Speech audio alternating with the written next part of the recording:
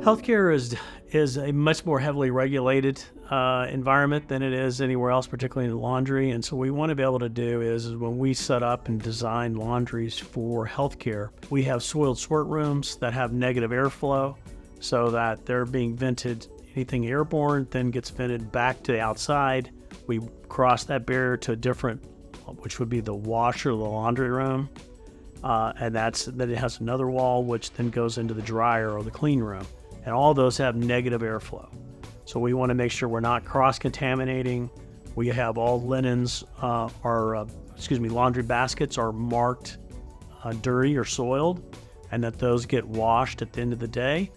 That all dirty linen is collected in there, and then as it gets transferred into the wash, then we always use a clean basket marked clean coming out of the washer that goes into the dryer.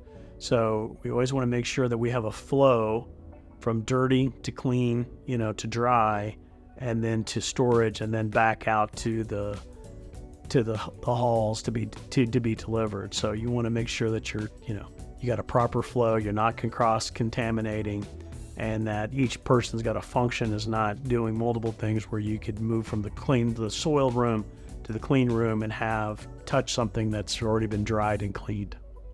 Completely, yeah. They'll have state inspectors come in where they're going to be looking for water temperature or disinfection on it. So they'll test the water to make sure that you're getting, things are getting clean and that they're hitting all their disinfection requirements. So there's certainly a lot more scrutiny on the healthcare side, as they should.